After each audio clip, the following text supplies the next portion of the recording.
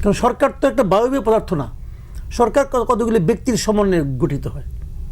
তো এই যে ব্যক্তিগুলির সমন্বয়ে সরকার গঠিত হয়েছে, এই ব্যক্তিগুলির মধ্যে শতকরা 80% এই বিপ্লব অথবা আন্দোলন যাই বলেন না কেন তার সঙ্গে জড়িত ছিল না। কাজে বিপ্লবের চেতনা, আন্দোলনের চেতনা ওনাদেরকে তাড়িত করে প্রতি মুহূর্তে, এটা আমি মনে করি না। এটা হলো ডক্টর ইউনূসের সরকার। ডক্টর ইউনূসের যার যার পছন্দ হয়েছে ওই লোকগুলো আইনা সে সরকার বানাইছে, আর কিছু না। ডক্টর ইউনূসও বিপ্লবের চেতনা ধারণ করে কিনা আমার সন্দেহ আছে। বিপ্লবের চেতনা ধারণ করে সরার তুষার, কারণ তারা মাঠে ছিল, সে মাঠে ছিল, সে ছিল ফ্রান্সে। ওরা কি কারণে চেতনাধারী? কোনো সরকার না। কথা হলো সিম্পল একদম।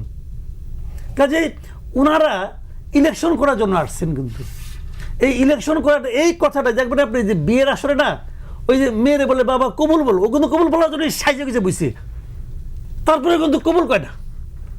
তারপরে একজন বলছে একজন ওই খালায় কয় হ্যাঁ আমি শুনছি হয়ে গেছে।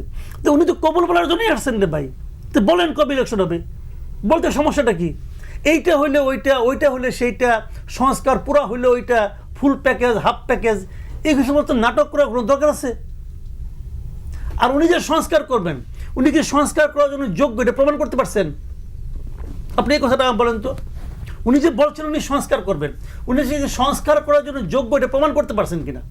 স্টুডেন্টরা কিছু দাবি দিছে না? স্টুডেন্টদের দুইটা মূল দাবি, ওরা দুইটা দাবি নিয়ে গেছিল। একবার জুলাই প্রোক্লেমেশন, তারপর আরও কিছু দাবি নিয়ে গেছিলো, প্রেসিডেন্টের পদত্যাগ। উনি তো সব থামাই দিচ্ছেন। স্টুডেন্টরা যদি বিপ্লবের চেতনার থেকে এগুলি করে থাকেন, উনি কোন চেতনার থেকে থামাই দিলেন? কাজে চেতনায় কিন্তু ভাই আছে, দূরত্ব আছে। কাজে এগুলি বলে লাভ নাই। কথাটা হলো ভাই আপনি একটা ভালো নির্বাচন করতে পারবেন কিনা সেটা করেন। জনগণ ঠিক করবে, জনগণ সিদ্ধান্ত নিতে ভুল করে না। সংবিধান কেমন হবে এটা আলী রিয়াজের চেয়ে জনগণ বেশি, রিক্সাওয়ালা জানে বেশি। রিক্সাওয়ালার অপিনিয়ন নেন, ওই বিদেশি নাগরিকের অপিনিয়ন আমার দরকার নাই। এটা ক্লিয়ার কথা আমার কাছে। বিদেশি নাগরিক আলী রিয়াজ এসে বলবে যে আপনি এইভাবে সংস্কার করতে হবে, এইভাবে সংবিধান বানাতে হবে, ওইটা আমি কি করুন? ওটা কি টিকবে নাকি? টিকবে এই সংস্কার? এটা হবে? সংবিধান সংস্কার করার একমাত্র এখতিয়ার জনগণের, এবং জনগণের যেহেতু সব জনগণ একসঙ্গে আসতে পারবে না, প্র্যাকটিক্যাল না, কিন্তু জনগণের যারা প্রতিনিধি তারা চেঞ্জ করবে। এর বাইরে অভ্যুত্থান চেতনা ধারণ করে কি করে না এগুলো আলোচনা হওয়া দরকার, যারা একাডেমিক তারা করবে। কিন্তু আমি একজন রাজনৈতিক কর্মী হিসেবে সামনের যে রোডম্যাপটুকু দেখা যাচ্ছে নির্বাচনের আগে, সেটুকু সম্পন্ন করতে পারছে কিনা এই সরকার, এটা হচ্ছে আমার প্রধান প্রায়োরিটি। এবং সেই ক্ষেত্রে আমি দেখতে পাচ্ছি যে এটা ঠিক মাসুদ কামাল ভাই বলেছেন, কিছু কিন্তু প্যাকেজ, বেশি সংস্কারের প্যাকেজ, কম সংস্কার আর বেশি সংস্কারের কি? আপনি কমিশন করেছেন 11টা, প্রত্যেকটা কমিশন সংস্কার প্রস্তাব দিবে, তাহলে আপনি বসে ঠিক করবেন যে কতটুকু সংস্কার এই সরকার করবে আর কতটুকু আপনি পরের সরকারের কাছে ছেড়ে দেবেন, দ্যাটস ইট। এটা নিয়ে আবার কম বেশির কোনো ব্যাপার নাই। এবং প্রধান উপদেষ্টা বলেছেন নির্ধারিত সময়ে বিএনপি হয়তো, বা বিএনপি সহ যারা অধিকারী হচ্ছেন জনগণ, তা জনগণ এটা কীভাবে করবে?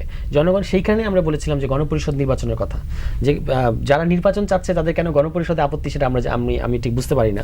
যে নির্বাচনে যদি ইস্যু হয় তাহলে গণপরিষদ নির্বাচনে, এবং এরকম অভিযোগ করা হচ্ছে যে গণতন্ত্রকে পিছিয়ে দেওয়ার জন্য গণপরিষদ নির্বাচন করা হচ্ছে। অথচ আমরা বলছি যে বাংলাদেশকে গণতন্ত্র ফেরত আনার জন্য আপনাকে এখন একটা গণপরিষদ নির্বাচনের মধ্য দিয়ে রাষ্ট্রের একটা গণতান্ত্রিক সংস্কার করতে হবে।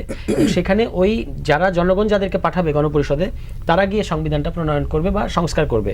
এইটা হচ্ছে সিম্পল রোডম্যাপ। এবং আগামী, এই কারণে আমরা দাবিটা করেছি যে আগামী নির্বাচন যে সময়ে বলছে প্রধান উপদেষ্টা সহ সরকার, ডিসেম্বর টু মার্চ, যে যখনই হোক এই গণপরিষদ নির্বাচন করেন, তার আগে সেটেল করেন। আজকে দেখলাম একটা পত্রিকায় বলা হচ্ছে যে 111টা সংস্কার আলোচনা ছাড়াই নাকি করা যাবে। আমি অবশ্যই এটার ব্যাপারে শিওর না যে 111টা সংস্কার আসলে আলোচনা করা ছাড়া করা যাবে কিনা। তবে আমি এটা মনে করি যে কিছু সংস্কার আছে যেগুলো নিত্য সংস্কারের মতো, অর্থাৎ আপনি অধ্যাদেশ দিয়ে এই সরকার করতে পারবে। কিছু সংস্কার আছে খুবই ভাইটাল, যেটার ব্যাপারে আলোচনা লাগবে, ঐক্যমত্য লাগবে, এবং যেগুলো সাংবিধানিক সংস্কার, সংবিধান সম্পর্কিত, সেগুলোর জন্য আপনাকে সবচেয়ে পারফেক্ট হবে যদি এটা গণপরিষদের মাধ্যমে করা যায়, তাহলে এটা আমরা ধরে রাখতে পারবো, আদারওয়াইজ ধরে রাখতে পারবো না। যেমন এখনই কিন্তু বলা হচ্ছে যে আমরা যদি সরকারে আসি তাহলে আমরা ওই সংস্কারগুলো, আপনাদের হাতে সংস্কার, আপনাদের হাতে পানি খাবো নার মতো আপনাদের সংস্কার আমরা বাদ করে দিব, এরকম কথা এখনই। 2016 সালে যখন দেশনেত্রী বেগম খালেদা জিয়া ভিশন 2030 ঘোষণা করেন সেখানে, এবং এখন যে সংস্কারগুলোর কথা খুব বেশি শোনা যাচ্ছে, সাংবিধানিক সংস্কারের কথাই যদি আমি ধরি, কি কি জায়গায় সংস্কার চাইছে? প্রধানমন্ত্রী আর রাষ্ট্রপতির ক্ষমতার ভারসাম্য চাইছে, রাষ্ট্রপতির ক্ষমতা বৃদ্ধির বিষয়ে কথা বলা হয়েছে, 70 অনুচ্ছেদের বিলোপ কিংবা সেটার সংশোধন, বলা হয়েছে যিনি সংসদ নেতা হবেন তিনি আবার দলের প্রধান হওয়াটা ঠিক হবে না, বলা হচ্ছে 2 বারের বেশি বা 2 মেয়াদের বেশি কেউ প্রধানমন্ত্রী হতে পারবেন না। এই ধরনের কথাগুলো আপনার যদি রেমান ভাই মনে থাকে ভিশন 2030-তে এলাবোরেটলি বলা আছে। সেই ভিশন 2030-কে মূল ধরে আমরা 27 দফা প্রথমে হয় সকল রাজনৈতিক দল, তারপরে 31 দফায় একটা ঐক্যমতে রাজনৈতিক দলগুলো পৌঁছায়, কেবলমাত্র আওয়ামী লীগ এবং আওয়ামী লীগের সঙ্গে যারা অ্যালায়েন্স ছিল সেই সময় তাদের জোটে ছিল তারা বাদ দিয়ে বাকি যেই রাজনৈতিক দলগুলো শক্তিশালীভাবে মাঠে ক্রিয়াশীল ছিল গত 15-20 বছর, তারা সকলেই কিন্তু এই 31 দফার ব্যাপারে একমত হয়। এবং আমি মনে করি আজকে ছাত্রদের যে নতুন সংগঠন তারাও যে পরিবর্তন বা যে সংস্কারের কথাগুলো বলছে সেগুলো মোটা দাগে আমাদের এই 31 দফার মধ্যেই আছে, বিএনপির 31 দফার মধ্যেই আছে বা ভিশন 2030-র মধ্যে আছে। এখন প্রশ্ন হচ্ছে যে এই সংস্কারটা করতে গেলে পার্লামেন্টের কোনো অসুবিধা আছে নাকি? না, আমাদের সংবিধানেই বলা আছে যদি 2/3 মেজরিটি আপনার দলের থাকে, কিংবা যদি 2/3 মেজরিটি তো ঠিক না, 2/3 ভোট যদি আপনি জোগাড় করতে পারেন, সেটা আপনার দল হতে পারে, অন্য দল থেকেও যদি কেউ আপনাকে ভোট দেয়, জোটের সঙ্গী হয়ে অ্যালায়েন্স হয়ে যদি কেউ করতে পারে, 2/3 ভোটে আপনি সংবিধানকে সংশোধন করতে পারবেন। এখন প্রশ্ন হচ্ছে নতুন করে সংবিধান লিখবার কথা কি বলছে? এই কথাগুলো কিন্তু আমরা আগে শুনেছিলাম, নতুন সংবিধান প্রণয়নের কথা। সংবিধান যদি আপনি সংশোধন করেই আপনার যে লক্ষ্য, আপনার যে উদ্দেশ্য, আপনার যে ইচ্ছা এবং আপনার জনগণের যে ইচ্ছা, the will of the people, সেটা যদি আপনি করতে পারেন তাহলে আরেকটি নতুন সংবিধান রচনার প্রয়োজন আছে কিনা, 1। 2 হচ্ছে একটি দল বলবে বা দুটি দল বলবে হ্যাঁ তারপরেও নতুন সংবিধান রচনার প্রয়োজন আছে, 5টি দল হয়তো বলবে না নতুন সংবিধানের প্রয়োজন নেই, এটাকেই আমরা কাটছাট করে সংস্কার করতে পারবো। এখন এটা আসলে কে ডিসাইড করবে, তাই না? এখন তো তাহলে বলতে হয় মানুষের হাতে ক্ষমতা ছাড়েন, মানুষকে গণভোট দেন, তারপরে দেখেন কি হয়। অর্থাৎ পুরো প্রক্রিয়াটি কিন্তু জটিল থেকে জটিলতর হবে। আমি সামনে কিন্তু খুব একটা চমৎকার ন্যাশনাল কনসেনসাসের সরকার গঠিত হবে, একটা খুবই চমৎকার এনভায়রনমেন্টের মধ্যে দিয়ে আমরা নির্বাচনের দিকে ধাবিত হচ্ছি, এটা আমি ব্যক্তিগতভাবে একজন রাজনৈতিক অতি ক্ষুদ্র কর্মী হিসেবে ফাটলের কথা আপনি বলছিলেন। এখন এই যে বিপ্লবের চেতনার কথা মাসুদ কামাল ভাই বললেন, কিংবা গণপরিষদের নির্বাচনের কথা বললেন, নতুন সংবিধান না, এই সংবিধান কি করবে, সব কিছুর পেছনে তো ঐক্য দরকার, সেই ঐক্যটা কি আছে? ঐক্য শব্দটা নিয়েই আমার কাছে কখনো কখনো খুব উপহাস মনে হয়, কারণ আমাদের দেশের যে জিনিসটা রাজনীতিবিদরাই ঠিক করেছেন যে ওনারা কখনোই ঐক্যবদ্ধ হবেন না, আর ওনারাই সবসময় শুধু ঐক্যের কথাটা বলেন, অথচ ঠিকই একটা সময় ঐক্য হয়। যেমন ধরেন এবারে জুলাই আগস্টে কিন্তু আমরা একটা পর্যায়ে ঐক্যবদ্ধ হয়েছি, এবং এই ঐক্যবদ্ধ হওয়ার জন্য কিন্তু কোনো প্ল্যান প্রোগ্রাম, কোনো কনসেনসাস কমিশন গঠন করতে হয় নাই। শেখ হাসিনাই আমাদেরকে ঐক্যবদ্ধ করে দিয়েছে, তার দুঃশাসন আমাদেরকে এক জায়গায় করে দিয়েছে। ঠিক তেমনিভাবে পাকিস্তানিরা যখন 25শে মার্চে গণহত্যা চালিয়েছে, তখন কিন্তু দেখেন আর্মিরা নিজ উদ্যোগেই কিন্তু সেনাবাহিনী বিদ্রোহ করেছে, রাজনৈতিক নেতারা ঘোষণা দিয়েছে, সিনিয়র নেতারা জেলে চলে গেছে, কেউ কিন্তু কারোর জন্য ঠেকে থাকে নাই। সুতরাং আমাদের আজকের যে অনৈক্যটা, এটা একটা পর্যায়ে আমি যেটা মনে করছি যে সবাই তাদের ভুলটা বুঝতে পারবে, কারণ আমরা তো একটা সম্ভাবনার জন্য আশাবাদিতার দিকে থাকবো। মাসুদ কামাল ভাই যেটা বলেছে চাই, এবং হয়তো মাসুদ কামাল ভাইয়ের সাথে আমার একটা জায়গায় মিলবেও, সেটা হচ্ছে দেখেন ডক্টর ইউনূস যখন আসছেন, এসে উনি কিন্তু বললেন যে আমি আপনাদের সহযোদ্ধা, তার মানে উনিও নিজেকে আমাদের সাথে সামিল করলেন। ডক্টর ইউনূস কতটুকু ছিলেন না ছিলেন আমি ধরে নিলাম উনি ছিলেন আমাদের সাথে, কারণ সবাই তো সমভাবে থাকবে না। মাসুদ কামাল ভাই তো রাতের 3টা বাজে মিছিল করে বের হবে না, রাতের 3টা বাজে মিছিল করে বের হবে ওই ঢাকা বিশ্ববিদ্যালয়ের ছাত্রীরা, আর রুমিন ফারহানা হয়তো গিয়ে সেখানে একটা পতাকা নিয়ে দাঁড়াবে, এটাও একটা অনেক বড় কন্ট্রিবিউশন তার লেভেল থেকে। সুতরাং প্রফেসর ইউনূসের আমরা অনেক কথা শুনি যে উনি বিভিন্নভাবে, তাহলে শেখ হাসিনা প্রফেসর ইউনূসের প্রতি এত হোস্টাইল ছিলেন কেন? নিশ্চয়ই কোনো কোনো একটা কারণ ছিল সেখানে অন্তরালে। এনিওয়ে, আমিও বিতর্কে যেতে চাই না।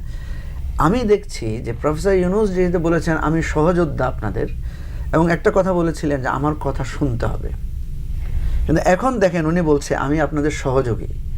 এবং এখন বলছেন যে আপনারা যেভাবে চান সেভাবে হবে, কম চাইলে কম হবে, বেশি চাইলে বেশি হবে। এই জায়গাটায় আমি ওনার মধ্যে এক ধরনের পিছু টান বা এক ধরনের পশ্চাৎপদতা লক্ষ্য করছি। এবং যেটা আমি বলেছি যে এটা কিন্তু আপনার এই পশ্চাৎপদতা কিন্তু ভালো লক্ষণ না। কারণ হচ্ছে দেখেন পৃথিবীতে মানে মানুষের অথরিটির বিভিন্ন পর্যায়ে থাকে, এবং নির্বাচন একটা অথরিটি দেয়।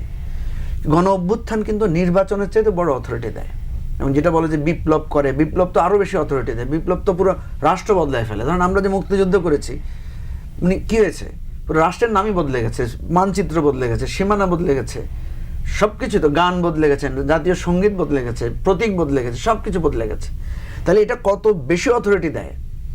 সুতরাং গণ অভ্যুত্থান একটা অথরিটি দেয়, যেটা ডক্টর ইউনূসকে দেওয়া হয়েছে, বা ডক্টর ইউনূস এটা যে কোনো কারণে হোক উনি পেয়েছেন। মাসুদ কামালের সাথে এই কাজটা কে করবে? ইলেকশন কমিশনের কিন্তু কিছু আইন কানুন আছে, সেই আইন কানুনগুলো ইলেকশন কমিশনকে প্রয়োগ করে। আমি একটা এক্সাম্পল দিয়ে বলি আপনাকে। আমি ইলেকশন কমিশনে বলা হয়েছে যে কোনো পলিটিক্যাল পার্টি, কোনো ছাত্র অঙ্গ সংগঠন থাকবে না, থাকবে না তো। কিন্তু আমরা সবাই জানি যে বিএনপির অঙ্গ সংগঠন হলো ছাত্রদল, আওয়ামী লীগের ছাত্রলীগ ছিল যেটা নিষিদ্ধ হয়ে গেছে, জামাতের ছাত্র শিবির, এটা তো আমাদের বুঝতে কোনো অসুবিধা নেই, এটা আমার মানে নাবালক বাচ্চাও বুঝে, বুঝে তো। এটা কে কী কারণে বুঝে? বোঝানো হয় বলে বুঝে। যখন আমরা দেখি যে রিজভী আহমেদ সিগনেচার করে বলে যে আপনাদের আর পিও তো আছে, থাকতে পারবে না, কিন্তু বিএনপির তো আছে, এই দেখেন এই চিঠি, তাহলে রিজভী আহমেদ এই চিঠি কেমন ইস্যু করলো? যদি যায় এবং যদি নির্বাচন কমিশন মেরুদণ্ড সম্পন্ন হয়, তাহলে তো গণতন্ত্রের 12টা বেজে যায় দলের মধ্যে। তো আমাদের যারা নির্বাচন কমিশন বাইসে বাইসে তেমন লোক আনা হয় যে অথর্ব মানে মেরুদণ্ড বেকার হয়ে গেছে, ফিজিক্যালিও আর ইও সবভাবে মেরুদণ্ড মানে আছে কিনা সন্দেহ। কারণ এতটা কেটে অ্যাকশন নিতে পারবে? বিদেশে হলে তো সঙ্গে সঙ্গে ওই চিঠি দেখে অ্যাকশন নিত, কারো যাইতে হতো না, বলতো তুমি ওই চিঠি কীভাবে ইস্যু করলা, পাল্টাও তুমি করতে না, করছে তো সে প্রতিদিনই করতেছে। তো এখন এইগুলি গণতন্ত্রটা কিন্তু একা একা হবে না। আপনি আশা করবেন যে আমি একা একা গণতন্ত্রী হয়ে যাব, তাহলে তো দুনিয়াতে থানা পুলিশের দরকার পড়ে না, সবাই ভালো হয়ে গেলেই হয়। আপনি সবাইকে বলেন তুমি যদি চুরি করো তো এটা মহাপাপ, তুমি দোজকে যাবা, হ্যান যাবা, তৈন যাবা, সবাই যদি বিশ্বাস করে তাহলে তো আর কিছু লাগে না রে ভাই দুনিয়া। কিন্তু তারপর তো লোকে মানে না, বাস্তবতা মানে না। এখানেও সে একই জিনিস হচ্ছে। আপনি যদি মানাইতেন যে তুমি পলিটিক্যাল পার্টি করছো, তোমার পার্টির মধ্যে ডেমোক্রেসি থাকতে হবে, এই মানানোর অনেক আইন কানুন আছে কিন্তু গভর্নমেন্টের কাছে, সরকারের কাছে আছে, ইলেকশন কমিশনের কাছে আছে। তারা যদি মানাইতে পারতো, মানতো। সবাই জানে যে এইভাবেই চলছে, এইভাবেই চলবে। তো গণতন্ত্র আপনি দলের মধ্যে কেমনি করে আশা করবেন? সেটা হবে না। তবে আমি যে জিনিসটা বলি আপনাকে, সেটা হলো জানেন, যদি অবাধ এবং সুষ্ঠু নির্বাচনটাও হয়, যে মানুষ তার স্বাধীন মতো, তার ইচ্ছা মতো ভোটটা দিতে পারবে, এবং যে ভোটটা সে দেবে সেই ভোটটা ঠিকঠাক মতো গোনা হবে, এইটা যদি নিশ্চিত করা যাইতো, 2-3টা ইলেকশন হলে পরে দেখবেন সব ঠিক হয়ে যেত। কিন্তু আমরা তো 2টা ইলেকশন হতে দেই না। যদি একটা হয়, পরেরটা আবার আমরা ক্যারিকেচার শুরু করি যে কিভাবে আমার লোককে তত্ত্বাবধায়ক গভর্নমেন্টের প্রধান বানানো যায়, কিভাবে কার বয়স বাড়াইতে হবে, কমাইতে হবে, এগুলি করে মিরা টেনে আমরা একটা সাইজ করি। কিন্তু মানে এত বড় ঘটনার পরেও কি রাজনৈতিক দলগুলোর শিক্ষা হবে বলে আপনি মনে করছেন না? কেমনি করে বলেন হবে শিক্ষা হবে? আওয়ামী লীগ যে ভুলগুলি করছে, এই ভুলগুলো কি এখনকার পলিটিক্যাল পার্টিগুলো একটার পর একটা করতেছে না? আপনি বলেন করতেছে কিনা? করতেছে না। যে ভুলের কারণে আওয়ামী লীগকে প্রায় সমূলে উৎপাদিত হয়ে যেতে হলো, এত বড় দল, সেই ভুলগুলি চান্স পেলে কোন পার্টি করতেছে না? আপনি আমাকে বলেন দেখি।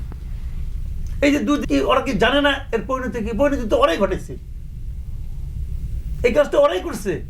তো করতেছে কেন? আবার হেলিকপ্টার উঠতে হবে কেন ওনাদের? ওই দুজনের কি কারণে উঠতে হবে? সিট খালি আসলো, হইলো ভাই কিছু এটা, তো উঠলো কেন? এটা কি আগে ছাত্রলীগ করতো, এখন ওনারা উঠেন। আবার পরের দিন দেখি বিশাল এক স্ট্যাটাস দেয় সার্জিস আলম, যে জনগণ কত ভুল করতেছে। জনগণ উনি যে সারাদিন কাজ করেন, যখন ওইটা দেখে না, খালি ওনার স্ট্যাটাসটুকু দেখে, কেন খালি ওনার ভিডিওটুকু দেখে, এই আবার স্ট্যাটাস দেবে, জনগণকে আবার জ্ঞান দেয়। এই কাজ আপনার ছাত্রলীগের সাবধান করতো না? করতো তো ভাই, জ্ঞান দিত পাবলিকের, সমানে জ্ঞান দিত কি করতে হবে। তো এখন বিষয়টা হলো এখানে, প্রবলেম হলো মাথায়, মাথায় মগজের প্রবলেম। এটা মানে রাজনৈতিক হয় না, আচরণটা রাজনৈতিক হয় না। সামাজিক যোগাযোগ মাধ্যমে প্রতিদিনই তো অনেক ধরনের তথ্য অপতথ্য এগুলো আসছে এবং কোনোটারই কোনো কংক্রিট প্রমাণ নাই। অভিযোগ তো মানে আমরা তো পরিষ্কার বলেছি যে আমাদের বিরুদ্ধে যদি কোনো অভিযোগ থাকে সেটা আমরা সেখান থেকে যদি এমন থাকে যে সমালোচনা, এটা আমরা শিখবো, আর যদি অভিযোগ থাকে তাহলে ব্যবস্থা নেওয়া হবে, এটা খুব পরিষ্কার। কিন্তু মানে আমাদেরকে যদি এখন আপনি বিএনপি বা আওয়ামী লীগের মতো দলের সাথে তো একই ইয়েতে তুলনা করেন, তাহলে একটা দিক থেকে এটা ভালো কিছু আমাদের সম্পর্কে বা সমালোচনা করার জন্য আরেকটু সময় দিতে হবে, কারণ আমরা যেদিন আত্মপ্রকাশ করলাম তার পরের দিন থেকে রমজান শুরু হলো এবং এখনও পর্যন্ত আমরা সেই অর্থে সাংগঠনিক কোনো কার্যক্রম সারা দেশে শুরু করতে পারিনি, যদিও আমাদের কিছু কিছু স্বাভাবিক রুটিন কাজ চলছে, এটা আরেকটু সময় দিতে হবে। আমরা মনে করি আমাদের ভুল হচ্ছে বা কেউ কেউ ব্যক্তি হিসেবে যদি কোনো অন্যায় কাজ বা একটু ভুল কাজ করে ফেলে, তাহলে এটা সমাধান এই ধরনের সমালোচনার মধ্য দিয়ে হবে। এবং আগে তো সমালোচনা করার পরিবেশটা ছিল না, এখন সমালোচনাটা করা যাচ্ছে এবং আশা করি যে আমরা সমালোচনা করার জন্য মাসুদ কামাল ভাইয়ের উপর কেউ কখনো চড়াও হবে না। তো যে অমুকে আমার সমালোচনাই করতে দিত না, মানে আপনি এখান থেকে কথা বলে যাবেন, নিচের থেকে আপনাকে তুলে নিয়ে চলে যাবে। তো আমরা বলছি যে ওই রকম বাংলাদেশ আমরা চাই না, আমরা হই আর যেই হোক, মানে অন্য কোনো দলও যেন এটা না করে। সমালোচনা করাটার মানে একটা ইয়ে থাকতে হবে যে আগামী নির্বাচনের পরে যে দল ক্ষমতায় আসবে আমরা কি সেই দলের সমালোচনা করব না? আমরা যদি ক্ষমতায় আসতে পারি কিংবা যদি কোনো কোয়ালিশন ক্ষমতায় আসে তাদের কি সমালোচনা হবে না? এখন সেই সরকার যদি এটার ব্যাপারে অসহিষ্ণু হয় তাহলে তো এই আগের বাংলাদেশে আমরা ফেরত গেলাম। আমি বলছি যে ওইটা হওয়াটা উচিত হবে না, কথা বলতে দিতে হবে এবং সমালোচনাটা হোক, তাতে করে আমাদের সংশোধনের জায়গা থাকবে। আমরা এটা ঠিক যে রাজনৈতিক দলগুলো পুরোপুরি যে তৃণমূল পর্যন্ত আগের মতো আচরণ করতে পারছে বা নতুন করে আচরণ করতে পারছে সেটা না, কিন্তু আকাঙ্ক্ষা আছে, শীর্ষ পর্যায়ে থেকে কিন্তু শান্তির অনেক বাণী শোনানো হচ্ছে। তো সেটা আশা করি যে কাজ করবে সেই ধরনের যদি কোনো পদক্ষেপ দলগুলো নেয়। আপনাদের বলতে সাধারণ মানুষের অনেক আকাঙ্ক্ষা, তো এত আকাঙ্ক্ষার পরে আপনাদের দলের শীর্ষ নেতা যখন বরিশালে যায় সেখানে গিয়ে কেন মানে এরকম ইয়ের মধ্যে না, সেখানে কি হয়েছে ওখানে তো যেমন জানতে চাচ্ছি কি হয়েছে। না আমি বলছি যে কি হয়েছে, যে ওখানে তো এমন না যেভাবে বলা হচ্ছে যে এনসিপির 2 গ্রুপ, আমাদের তো এখনো বরিশালে কোনো কমিটি নাই, তো এনসিপির 2 গ্রুপ হবে কিভাবে? ছাত্ররা মানে নানা কারণে ইমোশনাল এবং নানা কারণে হচ্ছে অনেক ক্ষোভ তাদের আছে, তারা মনে করছে তাদের কথাটা কেউ ঠিকমতো শুনছে না। তো যখন তাদেরই প্রিয় নেতা ওখানে গেছেন, নাহিদ ইসলামকে তো সবাই খুব ভালোবাসে, তারা তাকে যে আমাদের কথা শুনে তারপর আপনাকে যেতে হবে। নাহিদ কিন্তু এখানে গেছেন একটা, আপনারা জানেন কী ঘটনার কারণে উনি গেছেন, তারপরে যেখানে যেখানে সম্ভব একটু দেখা করে আসতে বা কিছু কথাবার্তা বলার জন্য তিনি কোথাও কোথাও থেমেছেন। সেখানে হয়তো ছাত্রদের যেহেতু তারা মনে করেছেন যে আমাদের কথা এতদিন কেউ শোনে নাই, বরিশাল কেউ আসে নাই, আমরা এখন নাহিদ ইসলামকে আরও কিছু সময় রাখবো এবং কথা বলবো, সেখানে একটু হট্টগোল ছাত্রদের যেটা হয় একটা ইমোশনাল ব্যাপার থাকে, এর বেশি কিছু এখানে হয় নাই। তাদের মধ্যে কথাটা কেমন কিনা যে কিছু লোক লাভবান হয়ে যাচ্ছে, কতটা মিডিয়া ট্রায়াল আর কতটা সত্য? আমি আপনার আলোচনায় যাওয়ার আগে আমার ভাই সারওয়ার তুষার একটা কথা বলেছেন, সমালোচনাকে তারা ওয়েলকাম করেন। আমি আমার অভিজ্ঞতা বলি, গত 15 বছর যখন কেউ কথা বলে নাই, একদম কেউ না, মাঝখানে 13, 14, 15 একটা মানুষকেও খুঁজে পাওয়া যায় নাই, খুব ভোকাল ছিলাম, খুব ভোকাল। এবং একজন নারীকে গুম করে ফেলা, একজন আইনজীবীকে গুম করে ফেলা, অলি আহাদ সাহেবের একমাত্র সন্তানকে গুম করে ফেলা বাংলাদেশে খুব সহজ হাসিনার জন্য ছিল না। তো হাসিনা কি করেছে? তার হাতে অস্ত্র ছিল মামলা দেয়া, আমার বিরুদ্ধে মামলা হয়েছে ডিজিটাল সিকিউরিটি অ্যাক্টে। আরেকটা শক্তিশালী অস্ত্র ছিল হাসিনার হাতে, সামাজিক যোগাযোগ মাধ্যমে ছাত্রলীগ যুবলীগকে লেলিয়ে দিয়ে আমার ব্যাপারে কুৎসিততম কথাবার্তা প্রোপাগান্ডা চালানো, যেটা হয় বাংলাদেশের প্রেক্ষাপটে নারীরা থেমে যায়। গণ আন্দোলন যখন হলো জুলাই অগস্টে, আমরা তো কত নারীকে দেখেছি ফোরফ্রন্টে, কোথায় তারা, কোথায় হারিয়ে গেছে? 1 মাসও পারে নাই ট্রোলের ধাক্কা নিতে। 15 বছর আওয়ামী লীগ সিস্টেম্যাটিক্যালি আমার ক্যারেক্টার অ্যাসিসিনেট করেছে। আমার ভাই এখানে উপস্থিত, আমি তাকে সামনে রেখে বলছি, তারাও কিন্তু তার ব্যতিক্রম নয়। আজকে যখন আমি এনসিপির সমালোচনা করি, তাদের সেই ভাইরাও কিন্তু একই ধরনের কুৎসিত ভাষায় একই ধরনের মন্তব্য করে, যেই মন্তব্যগুলোর সাথে আমার বক্তব্যের কোনো সম্পর্ক নাই, রাদার আমার অনেক কিছুর সম্পর্ক আছে, যে আমার বক্তব্য বাদ দিয়ে, আমার রাজনীতি বাদ দিয়ে, আমার চিন্তা বাদ দিয়ে। সো আওয়ামী লীগের পান্ডাদের থেকে নতুন পান্ডারাও যে খুব ডিফারেন্ট কিছু, এটা ভাবার কোনো কারণ নাই। 1, 2 হচ্ছে সমালোচনাকে ওয়েলকাম করা কঠিন, এই জন্য একটা গণতান্ত্রিক পরিবেশ দরকার হয়, দীর্ঘদিনের গণতন্ত্র চর্চার ব্যাপার আছে, গণতন্ত্রের মধ্যে দিয়ে যাওয়ার ব্যাপার আছে, ট্রায়াল অ্যান্ড এরারের মধ্যে দিয়ে একটার পর একটা মোটা দাগে সুষ্ঠু নির্বাচনের ব্যাপার আছে। 90-এর পরে কিন্তু বাংলাদেশ একটা ট্রেনের মধ্যে উঠেছিল, অন্তত সেখান থেকে আবার পড়ে যেতে হয়েছে। Agent, ISI agent, very surprising. ISI কি জিনিস আমি দেখিনি কখনো, এখন আবার শুনি আমি রয়ের এজেন্ট, ওরা আবার কারা? মানে না, এটা দেখেন পলিটিক্স কত ডার্টি হতে পারে, ফিল্ড পলিটিক্সটা কত নোংরা হতে পারে। এই বাচ্চারাও নতুন রাজনীতির কথা বলছে, কিন্তু আমাকে রয়্যাল এজেন্ট ডাকতে 2বার চিন্তা করছে না। কেন? কারণ আমার সাজগোজ Bengali. Very unfortunate, very very unfortunate. এখন আসেন মিডিয়া ট্রায়ালের ব্যাপারে। হ্যাঁ, মিডিয়া ট্রায়াল তো আসলে গত 7 মাস ধরে আমরা দেখলাম যে নানান রকম খবর বিএনপির ব্যাপারে আসছে। তার মধ্যে অতিরঞ্জিত খবর আছে, তার মধ্যে সত্য খবরও আছে।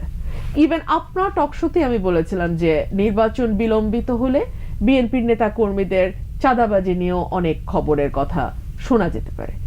তো আমার কাছে দল জানতে চেয়েছে, আমি রিপোর্ট জমা দিয়েছি এবং আশা করি দল সেটার উপরে ব্যবস্থা নেবে।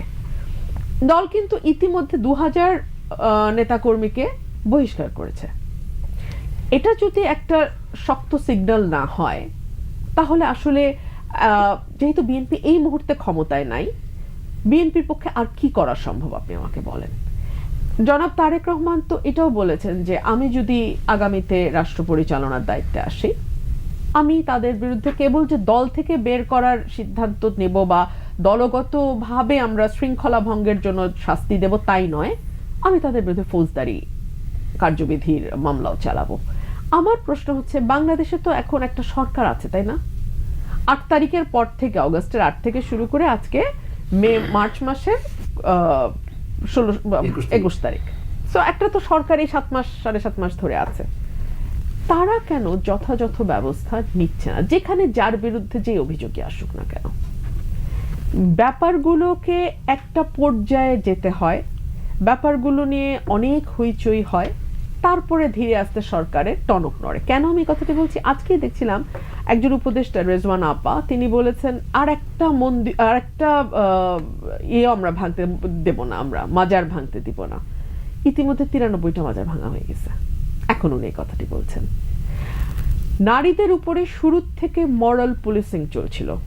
নারী পোশাক কি পরবে, নারী বাইরে কি খাবে কি খাবে না, নারীর ফুটবল খেলা হবে কি হবে না, নারীদের আপনার আরও যে মানে সাংস্কৃতিক অনুষ্ঠানগুলোতে আমাদের মহিলা অ্যাক্ট্রেস বা যারা সিনেমা করেন, মডেলিং করেন, ওনারা যেতে পারবেন কিনা, ওনারা দোকান উদ্বোধন, শ্রমিক মল উদ্বোধন করতে পারবেন কিনা, এগুলো নিয়ে এক ধরনের তৌহিদি জনতার বক্তব্য ছিল। আমরা কিন্তু সরকারকে চুপ থাকতে দেখেছি। সরকার যখন চুপ থাকে তার মানে সরকারের যে একটা ট্যাসিট অনুমোদন আছে, এটা বুঝতে হলে আপনাকে রকেট সায়েন্স বুঝতে হয় না। এই যে একটা পর একটা ঘটনা, কিছুদিন আগে তুলসী গাবার্ড বললেন ভারতের মাটিতে দাঁড়িয়ে যে উগ্রবাদের, ইসলামের উগ্রবাদের নিয়ে তিনি চিন্তিত, বাংলাদেশের পরিস্থিতি নিয়ে। কখন বললেন? যখন ভারতের মাটিতে হিন্দু মুসলমান দাঙ্গা হচ্ছে এবং 34 জন হতাহত হয়ে গেছে ওই দিন পর্যন্ত। তুলসী গাবার্ডের বক্তব্য যেদিন দিল সেদিন পর্যন্ত একটা শব্দ তুলসী গাবার্ড বলেন নাই, কিন্তু উনি বাংলাদেশ নিয়ে বলছেন। অনেকে বলছে এনটিডিভি তাকে ঠেলে দিয়েছে ওই প্রশ্ন করে। ওনার মতন পজিশনে যেহেতু আলোচনা এবং হতাশার জায়গা থেকে আপনি হঠাৎ করে একটা প্রশ্ন করলেন। যাই হোক, আমি আপনার প্রশ্নটাই আগে ধরি। সেটা হচ্ছে যে প্রফেসর ইউনূস এটা আগেও বলেছেন, এবং যখন আইন করা হচ্ছিল এটা কি আন্তর্জাতিক অপরাধ ট্রাইব্যুনালে, সেখানেও কিন্তু তারা দলের বিচারের বিষয়টা রাখেন নাই। এখন আমরা বারবার বলছি যে আওয়ামী লীগের ব্যাপারে যদি একটা চূড়ান্ত সিদ্ধান্ত না হয়, তাহলে আমরা সামনের ইলেকশনে আওয়ামী লীগের বিষয়টা কীভাবে হ্যান্ডেল করব?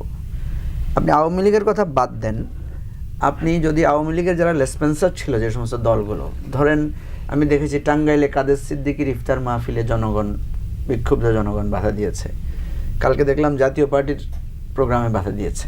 এখন তো ইলেকশন আসে নাই, ইলেকশন আসলে তো অফিস করবে, মিছিল করবে, স্লোগান দিবে, পোস্টার লাগাবে। তাহলে এরকম একটা গণহত্যা পরবর্তী এবং দুঃশাসন পরবর্তী বাংলাদেশে ফেসিবাদকে আপনি নিষিদ্ধ যদি না করেন, তাহলে আপনি এর অর্থ কি দাঁড়ায়? এর অর্থ দাঁড়ায় যে তাকে আপনি আপনার স্পেস দিচ্ছেন। তা আপনি যখন স্পেস দিবেন, তার সিকিউরিটি কি আপনি এনশিওর করতে পারবেন? আপনি যেখানে সামান্য, যে একটু আগে বললেন যে গুলশানে একটা ছেলে মারা গেছে, তাই না? আপনি একটা মাজারের নিরাপত্তা দিতে পারছেন না, বা বারবারই এই জিনিসগুলো বলতে হচ্ছে এখনো যে আর একবার জোন ইত্যাদি নিয়ে কথা বলছে। কিন্তু আমি তো ভয়ানক পরিস্থিতি দেখি আওয়ামী লীগের ব্যাপারটা নিয়ে, বা আওয়ামী লীগ, ওয়ার্কার্স পার্টি, জাতীয় পার্টি, তার যে সমস্ত এলাকায় 14 দল, এদেরকে নিয়ে, যে এদের ব্যাপারে আপনার পজিশনটা কি? গভর্নমেন্ট অলরেডি একদিকে বলছে এদেরকে নিষিদ্ধ করার পরিকল্পনা নাই, আরেকদিকে বলছে এরা, যেমন কয়েকদিন আগে আমি দেখলাম যে প্রফেসর ইউনূস বলেছেন যে পলায়ন কারী দলরা টাকা খরচ করে দেশকে অস্থিতিশীল করছে। তার মানে উনি আওয়ামী লীগকেই দায়ী করছেন দেশের বিভিন্ন বিষয়ে। এবং আমরা তো দেখছি শেখ হাসিনা থ্রেট দিচ্ছেন, আওয়ামী লীগের ছেলেরা কিছুদিনের পক্ষে এই ধরনের কাজ করা খুবই ঝামেলা ছিল। এবং কী ধরনের হিউমিলেশন এবং কী ধরনের ট্রল করা হয়েছে এগুলো তো নেওয়া যায় না। এখন আসেন এই চরিত্র, আমি নিঃসন্দেহে বলতে পারি, আমরা কেন বলছি এটা সেকেন্ড রিপাবলিক দরকার, অনেকে এটা নিয়ে উপহাস করছেন আপনারা। আমরা কেন বলছি বাংলাদেশকে আমূল যদি আপনি না বদলান, শুধু বিএনপির পর আওয়ামী লীগ, আওয়ামী লীগের পর এনসিপি, আপনি এনসিপিকেও যদি আজকে ক্ষমতায় বসায় দেন, এনসিপিও পারিশ নিয়ে লোক আসে, অটোমেটিক্যালি হেলিকপ্টার তাকে ডাকবে, এটা আপনি রোধ করতে পারবেন না। সে তো তখন জাস্টিফিকেশন তার মনে থেকে তৈরি হবে। সে চিন্তা করবে আমি এত কাজ করি, আমি বাসে করে যাব 6 ঘন্টা, আবার বাসে করে আসবো, 12 ঘন্টা সময় নষ্ট করব, তার চাইতে টুক করে হেলিকপ্টারে গিয়ে নামলাম, টুক করে হেলিকপ্টারে গিয়ে চলে আসলাম, আমার আধা ঘন্টা সময়ে আমার কাজটা সেফ হবে। এটা আপনার কালচার এবং নিয়মের সাথে আপনাকে ঠেলে দেয় সেদিকে। তো যে রাষ্ট্র ব্যবস্থা, যে রাজনীতি আপনাকে সেদিকে ঠেলে দেয়, আপনি রাজনৈতিক দল, ওই কার অঙ্গ সংগঠন কি, এগুলো দিয়ে আপনি কোনো রোধ করতে পারবেন না, যত আইনই করেন। কথা বুঝছেন? যেমন আমি দেখলাম সিলেটে কি হয়েছে, দেখেন সিলেটে শিবিরের বিরুদ্ধে একটা অভিযোগ উঠেছে যে তারা ওই তালামে যে ইসলাম নামের একটা সংগঠনের কাকে মেরেছে। পরের দিন দেখা গেল জামাত এটা মিলমিশ করছে, তারা বিচার করছে। তাহলে অঙ্গ সংগঠন না হলে তারা এটা করলো কিভাবে? শিবিরের অন্যায় শিবির সামলাবে, কিন্তু জামাত সেটা সামলাতে গেল, এবং পরে দেখা গেলো একজন আরেকজনের বিরুদ্ধে বিবৃতিও দিল তারা। তো আমি যেটা বলছি, এটা আইন করে আপনি কখনো রোধ করতে পারবেন না। সুতরাং খুলে দেন, দরকার কি, অঙ্গ সংগঠন থাকুক, যার যত অঙ্গ সংগঠন আছে রাখেন, অসুবিধা নাই। এই জন্য আমরা বলছি যে আমাদের রিকনসিলিয়েশন এবং ওভারঅল রাষ্ট্রের জায়গায় একসাথে হতে হবে। আমরা যে বিএনপির প্রবণতাটাকে সমালোচনা করছি, যে বিএনপি মনে করছে যেন তেন করে একটা ইলেকশন দেন, আমরা সে ঠিক করব, আমি কিন্তু ভয়ানক বিপদ দেখছি বিএনপির জন্য। বিএনপি ক্ষমতায় আসার পরে ডক্টর ইউনূস কিন্তু একটা জিনিস করে দিয়ে যাচ্ছেন, যেটা বিএনপি টের পাবে, বক্তব্য তখন বিএনপির দিকেই যাবে, এবং বিএনপিকে কিন্তু এটা হজম করে গণতন্ত্র রক্ষা করতে না পারলে তাহলে কি হবে, মানুষ তখন বিএনপির দিকে আঙুল তুলবে। সেই জন্য আমি বলছি যে আমাদেরকে একটা জিনিস বুঝতে হবে যে রাষ্ট্রের আমূল পরিবর্তনের জায়গাটায় আমাদেরকে এক জায়গায় আসতে হবে। আমাদেরকে এই জায়গায় যদি আমরা ভেতরকার আলোচনায় হোক বা বাইরের আলোচনায় হোক, একটা জায়গায় আসতে হবে যে ভাই বুঝছি, এটা যে যার মতো করতেছে, এটা খালি বিএনপি এর ভিকটিম তা না, সব দলকেই মানে এভাবে ট্রায়ালে ফেলানো হচ্ছে। এবং ওখানে তো আমরা কনভেনশনাল মিডিয়াতে কি হয়, আপনারা যখন কারোর বিরুদ্ধে কিছু বলেন তখন তো যে ভিকটিম তার একটা বক্তব্য নেন, কিন্তু সোশ্যাল মিডিয়াতে যেটা হয় এখানে তো জার্নালিজম হয় না, এখানে অ্যাক্টিভিজম হয় এক ধরনের। তো ওখানে অ্যাক্টিভিজম, যারা অ্যাক্টিভিস্ট যারা আছে তারা তো তাদের বক্তব্যটাকে নানাভাবে প্রচার করার চেষ্টা করে, নানা রকম উত্তেজনা তৈরি করে, এবং ওই সমস্ত লোক আবার গর্ব করে বলেও। কিন্তু আমি এই ধরনের একজন লোকের বক্তব্য শুনেছি একটা বিদেশি টেলিভিশন, উনি বলেছেন, উনি ওনার যোগ্যতা সম্বন্ধে বলতেছেন, আমি মানুষ বলতেছেন তো আমি তো ঢাকায়, এবং উনি প্রায় পারলে কাইন্দে দেয়। এখন যেই কথাগুলো ওনার বিরুদ্ধে বলছে, তিনি কি পরে আসিফ নজরুলের বক্তব্যের পরে উনি কি ওনার দর্শকদের কাছে নিজের অবস্থানটা ক্লিয়ার করার কোনো প্রয়োজনীয়তা অনুভব করেছেন? করেননি তো। এটা কি আপনারা পারতেন? এটা কি কোনো কনভেনশনাল মিডিয়া পারতো? পারতো না। তার তো কোনো জবাবদিহিতা নাই। সে তো সাংবাদিকতা করে না, সে বলে আমি তো সাংবাদিকতা করি না। এখন তো তুমি কি করো? তুমি তাহলে তুমি ইচ্ছা করলে যে করে বলে দিলা, আমি তো ওনাকে দেখলাম ওই ঘটনার অমুকের সঙ্গে এই কাজ করতেছে, বলে দিলেন আপনি। তো এখন এটা তো ট্রায়াল না, এটা তো আমি মনে করি যে মানে কিলিং বলেন, মিডিয়া কিলিং বলেন আপনি, সে তো একদম কিল করে ফেলায়। তার তো একটা ফ্যামিলি আছে, তারই আছে, থাকে কিছু আর। তো এখন সেগুলো তারা করতেছে, এবং তারা আবার পীর, তো তারা পীর, তাই পীরের কিন্তু কোনো নাই, মুড়ি যা কিন্তু পীর কোনো প্রশ্ন করে না, ভুলও নাই, ভুল নাই, পীরের কোনো ভুল নাই, পীর যা বলবো তাই। বাবা বলছে, মুড়িদ দেশাব হয়তো উনি, আমার ধারণা উনি হয়তো এইগুলিকে ইঙ্গিত করেছেন, আমি জানি না কাকে ইঙ্গিত করেছেন, এটা উনি ভালো বলতে পারবেন। উনি তো মানে তার মানে কিছু বিষয় নিয়ে আমি খুব বিস্মিত হই মাঝে মাঝে, বিস্মিত হয়ে গেল। উনি ইদানিং কথাবার্তা এত মেপে বলেন, মানে আমি খুব বসে বসে আমি মোটামুটি ছিদ্রের মিশি টাইপ হতো, একসময় তো আপনার কলিগ ছিলাম, আপনারা জানেন। তো আমি কিন্তু বিষয়টা খুব গবেষণা করি যে কোন পয়েন্টটা ধরা যায়, সমালোচনা করা সোজা। এই ভদ্রলোক এখন এত মেপে কথা বলেন, এবং সব তো স্ক্রিপ্টেড না, বলতেছে কথা খুব মেপে কথা বলেন, ধরাও খুব কঠিন। বাট উনি, আমার ধারণা আমি অনেক দেখেছি এই সমস্ত পীঠদের কণ্ঠে বিএনপির বিরুদ্ধে কথা বলতে, হয়তো উনি এটা বলেছেন, কিন্তু এটা বিএনপি জাতীয় পার্টি অথবা আপনার এই যে জাতীয় নাগরিক পার্টি অথবা এবি পার্টি যেই হোক না কেন, বুদ্ধিবৃত্তিক তৎপরতাও ছিল, আমরা অসংখ্য কথাবার্তা বলেছি, কিন্তু এটা থেমে যায় নাই। মানে আমাদের একটা আশা আছে যে গণ অভ্যুত্থান যেহেতু একটা অনেক বড় ব্যাপার, এরপরে আগের বাংলাদেশে যা ঘটেছে তার কিছুই ঘটবে না, আমরা একদম ক্লিন ফ্রেশ থাকবো। কিন্তু বাস্তবতা তো আর সেরকম না। বাস্তবতা হচ্ছে যে আগের মতো অনেক কিছুই রয়ে গেছে, সেগুলোর বিরুদ্ধে সংগ্রামও এটা সিসিফাসের মতো, যে পাথর উপরে ঠেলবো আবার এটা নেমে আসবে, আবার করতে হবে, কখনোই পাথরটা ওখানে গিয়ে পুরোপুরি থেকে যাবে না, মানে আপনাকে এটা সবসময় করতে থাকতে হবে। তো এটা আছে, এই সমালোচনাগুলো আছে, এবং যেটা সবচেয়ে পজিটিভ সেটা হচ্ছে যেগুলো প্রচলিত রাজনৈতিক দল যারা মানে পাওয়ার টেক ওভার করে সাধারণত, তাদের তো এক ধরনের রাজনীতি আছে। এখন এই বাংলাদেশে কিন্তু তারা এই সমস্ত ছোট ছোট বিষয়, মানে ছোট ছোট বিষয় আমলে নিতে বাধ্য হচ্ছে, এটা করা যাবে না, ওটা করা যাবে না, এগুলো তারা প্রতিনিয়ত বলতে বাধ্য হচ্ছে। এটা খুবই পজিটিভ জিনিস। কিংবা ডিজিটাল নিরাপত্তা আইনের অপব্যবহার না হলেও মানে আইনগতভাবে অনেক ব্যবস্থা নেওয়ার সুযোগ আছে। আমাকে যদি কেউ সমানে জীবনের উপর থ্রেট দিতে থাকে, তা আমি কি চুপচাপ বসে থাকবো নাকি? আমাকে তো একটা ব্যবস্থা নিতে হবে। কিন্তু এর বাইরে হচ্ছে কিছু জিনিস আছে, সচেতনতা তৈরি করতে হবে যে এই ট্যাগিংগুলো কী হয়, শিবির ট্যাগ দিলে কী হয়। আমরা কিন্তু একটা লম্বা সময় পার করে এসেছি, প্রথমে কারোর বিরুদ্ধে ট্যাগ দিলে আমরা বলার চেষ্টা করতাম ওই লোকটা শিবির না, অর্থাৎ শিবির হলে করা যাবে, এই কথার ভেতরে কিন্তু এটা থাকে। তারপরে আমরা এটা বলতে শিখেছি যে শিবির হলেই কেন আপনি মারবেন তাকে। তারপর হচ্ছে একইভাবে নাস্তিক হলেই কেন, একটা লোক নাস্তিক আপনি তাকে ট্যাগ দিয়ে কি মারতে পারবেন? এই জিনিসগুলো এসছে সমাজে, এবং এখনও এই সমাজে সচেতনতা আছে, সেটা থাকতে দিতে হবে। কিছু লোক এটা করে এবং করবে, মানে উত্তেজনা তৈরিতে, তো মানে এটা তো খুব উত্তেজনা তৈরিতে কোনো দায়িত্ব নিতে হয় না। কিন্তু আমরা মনে করি যে দায়িত্বশীলতা এখনকার ইয়াং যারা পলিটিক্স, বুদ্ধিভিত্তিক চর্চা সহ নানাভাবে নেতৃত্বের পর্যায়ে আছে, তাদের মধ্যে এই সচেতনতাটা আছে, এবং তাদের উপর ওই সমালোচনার চাপটাও রাখতে হবে। তাহলে হচ্ছে তারা মানে কখনো মানে ওই যেটা বলে যে তাৎক্ষণিক যে মব মেন্টালিটি, সেটার মধ্যে কয়েক জায়গায় একই জিনিস হচ্ছে। বরগুনায় ভয়াবহ অবস্থা, মেয়েকে উঠে নিয়ে গেল, পরের দিন তাকে পাওয়া গেল, বাবা মামলা করলো, বাবার লাশ পাওয়া গেল। অবস্থাগুলি কোথায় গিয়ে পৌঁছাইছে? একজন নারী হিসেবে না, আমি একজন আইনজীবী হিসেবে আপনার বক্তব্যটা জানতে চাই। আইনজীবী হিসেবে আমার বক্তব্য হচ্ছে, বাংলাদেশে নারী ও শিশু নির্যাতন দমন আইন 2001-এ হয়েছিল, সংশোধিত হয় 2003-এ। আমরা এই দীর্ঘ 25 বছরে দেখলাম রেপের অ্যাকচুয়াল ফিগার যত, মামলা হয় তার মাত্র 15 থেকে 20% ম্যাক্সিমাম, ডয়েচে ভ্যালে রিপোর্ট। সেই মামলাও চালাতে চালাতে মধ্যপথে থেমে যান অনেক নারী। কেন থেমে যান? এক হচ্ছে এই ধরনের মামলা প্রথমত কেন হয় না, কেন 75% নারী বা 80% নারী চুপ হয়ে যান?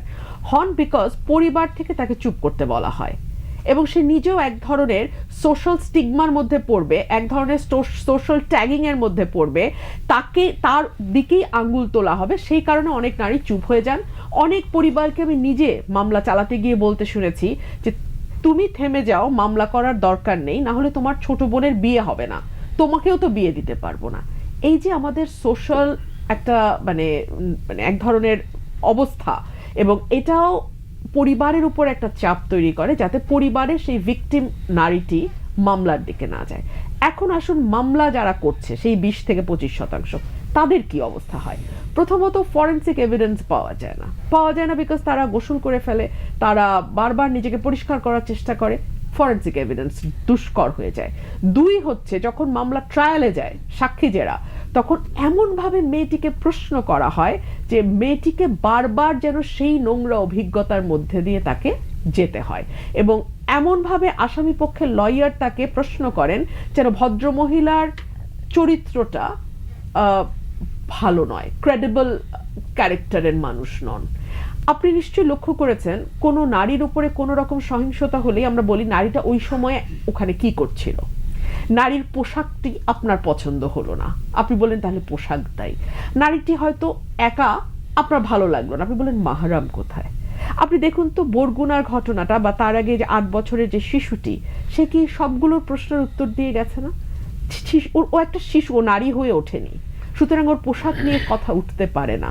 2 হচ্ছে সে তার নিজের ঘরে ছিল, তার বোনের, আপন বোনের বাড়িতে ছিল, তার শ্বশুর, বোনের শ্বশুর তার সঙ্গে এই কাণ্ড করেছে, এবং দুলাভাই দরজা খুলে দিয়ে ফ্যাসিলিটেট করেছে। তো আপনি এই ছোট্ট শিশুটি যে তার বোনের সঙ্গে ঘুমিয়েছিল, আপনি তার মাহরামটা কোথায় খুঁজবেন? সো মানে এরকম একটা সমাজে দাঁড়িয়ে এটাই আসলে হওয়ার কথা। আর 2 নাম্বার যেটা আমি আইনজীবী হিসেবে মনে করি, আপনি আসলে pick and choose, cherry picking এর মতো করে আপনি কোনো জায়গায় আপনি আইন প্রতিষ্ঠা করলেন, ল অ্যান্ড অর্ডার সিচুয়েশন ঠিক করলেন, কোনো জায়গায় আপনি পারলেন না, এভাবে হবে না। আপনার যখন ওভারঅল আইনের শাসন প্রতিষ্ঠা না হবে, তখন আপনার ধর্ষণ বলেন সেটা যেমন বাড়বে, মব কালচার বলেন সেটাও বাড়বে, আপনি গণপিটুনিতে অপরাধী সন্দেহে কাউকে হত্যা করা সেটাও বাড়বে, এক্স এমপির এক্স ওয়াইফের বাসায় ইচ্ছা মতন 100 জন ঢুকে গিয়ে লন্ডভন্ড করে বের হয়ে আসা সেটাও বাড়বে, বুলডোজার দিয়ে কারো বাড়ি ভাঙতে ইচ্ছা করলে সেটাও হবে। মানে আপনার তো আপনি পিসমিল ভিত্তিতে আইনের শাসন প্রতিষ্ঠা করতে হবে না, এটা হলিস্টিক, এটা অ্যাজ আ হোল সর্বত্রই প্রতিষ্ঠা করতে হবে। আপনার মনে থাকার কথা, এরশাদ বিরোধী আন্দোলন যখন প্রায় তুঙ্গে, এরশাদের শেষ দিকে অ্যাসিড নিবারণ আইন তখন সেই সময় হয়েছে, এরপরে কিন্তু সত্যি সত্যি অ্যাসিডে মারার ঘটনা অনেক কমে গেছে আইনটা হওয়ার পরপরই। সেই গ্রাউন্ডটা কি আমরা রেডি করেছি? সেই অবস্থা কি আছে? নাকি আমরা আবারও দেখবো 18 সালে যখন বিএনপি নির্বাচনে গিয়েছিল, আমরা দেখেছি আমাদের 50-এর উপরে প্রার্থী ফিজিক্যালি অ্যাসল্টেড হয়েছে, মার খেয়েছে, রক্তাক্ত হয়েছে। আর 300 আসনের 300 এমপিরই যারা প্রার্থী হয়েছে তাদের গাড়ি ভাঙচুর হয়েছে, নেতাকর্মীদের উপর মামলা হয়েছে, হামলা হয়েছে। নাকি আমরা আবারও সেটা রিপিটেশন দেখবো? আমরা কি একই হিস্ট্রিতে ঘুরপাক খাবো কিনা? সেই জন্য আমার মনে হয় যে অনেক আলোচনা তো হচ্ছে ঐক্যমত নিয়ে, সংস্কার নিয়ে, নির্বাচন নিয়ে আলোচনা হচ্ছে, কতটুকু সংস্কার আগে হবে, কতটুকু পরে হবে, বা নির্বাচনটাই কি হবে, গণপরিষদ নির্বাচন হবে, জাতীয় নির্বাচন হবে, স্থানীয় সরকার নির্বাচন হবে, ডাকসু নির্বাচন হবে, কোন নির্বাচন হবে, এগুলো নিয়ে অনেক আলোচনা হচ্ছে। চমৎকার আলোচনা চলুক, কিন্তু সেই সঙ্গে আমরা যখন ইনক্লুসিভ ইলেকশনের কথা বলি, ইলেকশনটা আমরা পরে এক গ্রুপ নেমে পড়ে এবং সেই যে একটা পরিস্থিতি হয়ে যায়, উত্তরে আপনি দেখছিলেন একটা ঘটনা ঘটেছে। দেখেন, আমাদের আপনি ধর্ষণ বলেন, নারী নির্যাতন বলেন, আর এই যে উত্তেজিত জনতার যে, এটা নতুন কিছু না, এটা বাংলাদেশের সবসময় ছিল। বিভিন্ন সময়ে কখনো কখনো এটা বেড়েছে, কখনো কখনো এটা নিয়ন্ত্রণে এসেছে। এখন আমরা যেটাকে মব বলে খুব একটা তৈরি করছি, বা ধর্ষণের বিষয়টাকে এত হঠাৎ করে মনে করছি